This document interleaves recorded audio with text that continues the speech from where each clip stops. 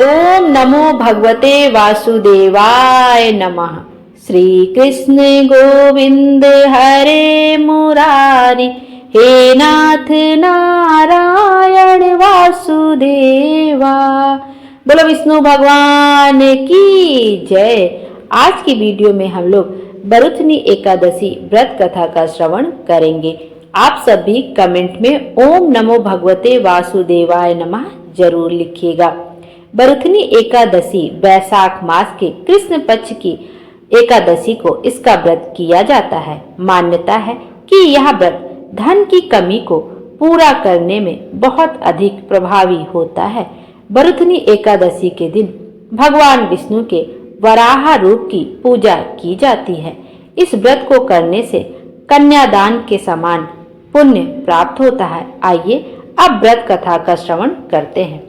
अर्जुन बोले, हे भगवान, वैशाख मास के कृष्ण पक्ष की एकादशी का क्या नाम है तथा उसकी विधि क्या है और उससे कौन से फल की प्राप्ति होती है, सो कृपा पूर्वक विस्तार से कहिए। श्री कृष्ण भगवान बोले, हे कुंती नंदन, वैशाख मास के कृष्ण पक्ष की एकादशी का नाम बरुथनी है। यह सौभाग्य प्रदान करने वाली है। इसका व्रत करने से मनुष्य के सभी पाप नष्ट हो जाते हैं। यदि इस व्रत को दुखी सधवा स्त्री करती है, उसे सौभाग्य मिलता है।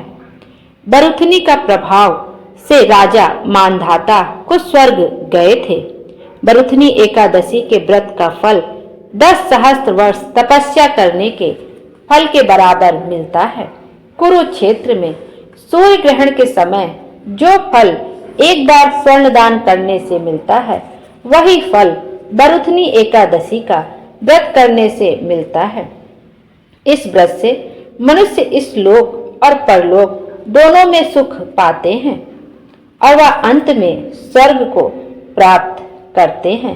हे राजन, इस एकादशी का व्रत करने से मनुष्य को इस लोक में सुख और परलोक में मुक्ति मिलती है। शास्त्रों में कहा गया है कि घोड़े के दान से हाथी दान उत्तम है और हाथी के दान से भूमि का दान उत्तम है।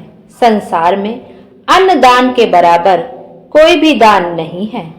अन्न दान से पितृ, देवता, मनुष्य आदि सब तृप्त हो जाते हैं।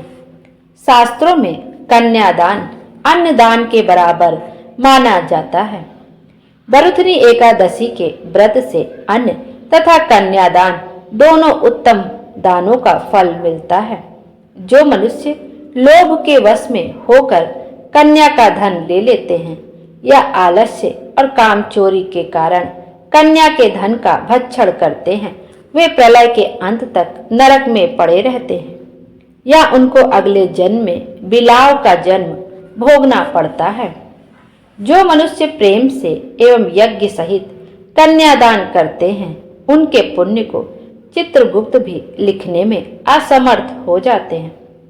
जो मनुष्य इस बरुथनी एकादशी का व्रत करते हैं, उनको कन्यादान का फल मिलता है।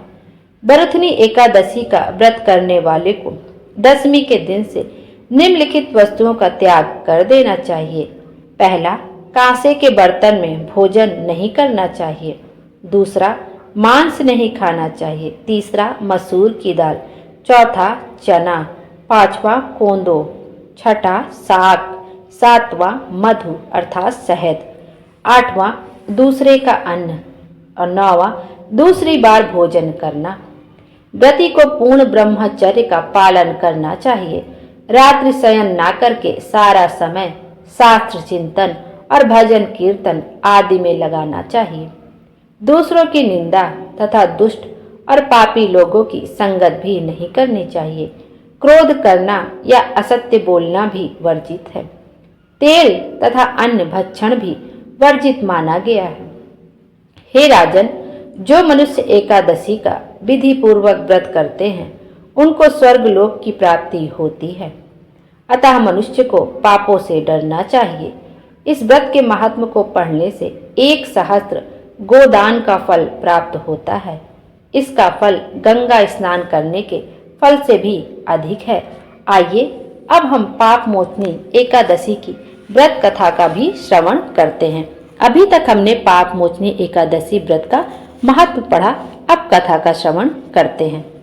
प्राचीन काल में नर्मदा नदी के तट पर मानधाता नामक राजा राज्य करते थे। वह अत्यंत दानशील तथा तपस्वी थे। एक दिन जब वह जंगल में तपस्या कर रहे थे, तभी ना जाने कहां से एक जंगली भालू आया और राजा का पैर चबाने लगा। राजा पूर्वत अपनी तपस्या में लीन रहे। कुछ देर बाद पैर चबाते चबाते भालू राजा को घसीटकर पास के जंगल में ले गया। राजा बहुत घबरा गए, मगर तापस धर्म अनुकूल उसने क्रोध और हिंसा ना करके भगवान विष्णु से प्रार्थना की।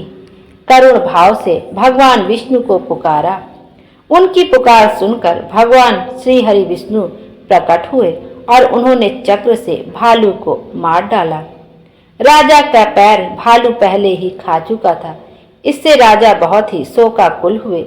उन्हें दुखी देखकर भगवान विष्णु बोले, हे वत्स, शोक मत करो। तुम मथुरा जाओ और बरथुनी एकादशी का व्रत रखकर मेरी वराह अवतार मूर्ति की पूजा करो। उसके प्रभाव से पुनः सुदृढ़ अंगों वाले हो जाओगे। इस भालू ने तुम्हें जो काटा है, यह तुम्हारे पूर्व जन्म का अपराध था। भगवान की आज्ञा मानकर राजा मानधाता ने मथुरा जाकर श्रद्धा पूर्वक बरथुनी एकादशी का व्रत किया। इसके प्रभाव से राजा शीघ्र ही पुनः सुंदर और संपूर्ण अंगों वाला हो गया। इसी एकादशी के प्रभाव से राजा मानधाता स्वर्ग गए थे। बोलो विष्णु भगवान की जय। इस व्रत का कथा सार यह है कि संयम सौभाग्य का आधार है। हर प्रकार संयम रखने से प्राणी के सुख और सौभाग्य में वृद्धि होती है। यदि व्यक्ति में संयम नहीं है तो उसके द्वारा किए गए तप, त्याग व भक्ति पूजा आदि सब प्रभावहीन हो जाते हैं। बोलो विष्णु भगवान की जय। आइए अब श्री विष्णु जी की आरती का भी श्रवण कर लेते हैं।